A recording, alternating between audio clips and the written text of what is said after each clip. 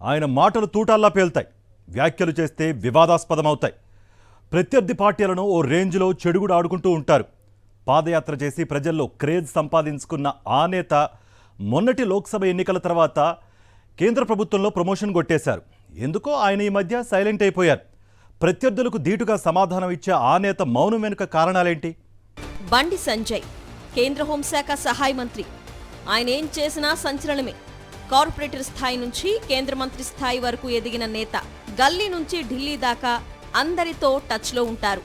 Mass లీడర్గా పేరు సంపాదించుకున్నారు. బీజేపీ రాష్ట్ర అధ్యక్షుడిగా పాదయాత్ర చేసి తెలంగాణలో పార్టీని బలోపేతం చేయడంలో కీలక పాత్ర పోషించారు.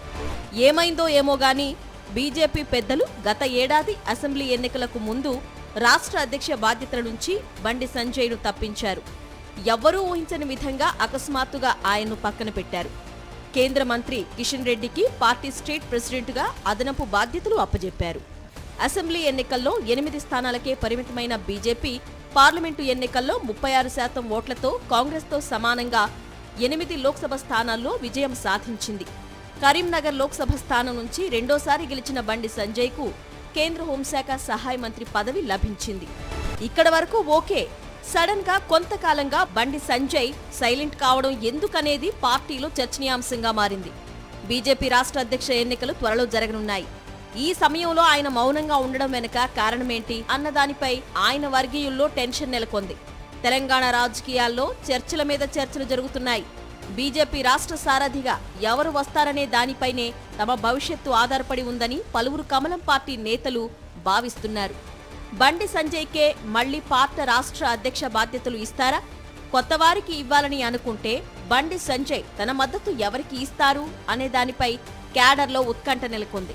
ప్రత్యర్థి పార్టీలపై సూటిగా విమర్శలు గుప్పించే బండి సంజయ్ సైలెంట్ వెనుక మర్మమేమిటోననే దానిపై పార్టీ నేతల్లో కార్యకర్తల్లో చర్చోపచర్చలు జరుగుతున్నాయి.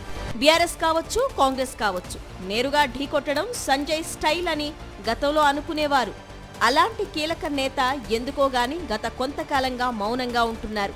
ఈ నిశ్శబ్దం ఎంతకాలమో అని ఆయన అనుచరులు మాట్లాడుకుంటున్నారు. మరోవైపు బీఆర్ఎస్ మాత్రం ఆర్ఎస్ బ్రదర్స్ అంటూ రేవంత్ సంజయ్ పై సెటైర్స్ వేస్తున్నారు. దీనికి కారణం లేకపోలేదు.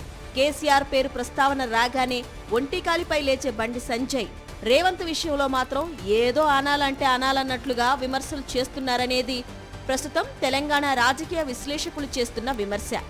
ఈ నేపథ్యంలో ఏడాది పాలన పూర్తి చేసుకున్న కాంగ్రెస్ పాలనపై బండి సంజయ్ రియాక్షన్ ఎలా ఉంటుంది? పార్టీ కొత్త సారథి ఎన్నికల్లో ఆయన వ్యూహం ఏంటి? ఇలాంటి ప్రశ్నలపై జోరుగా చర్చలు జరుగుతున్నాయి.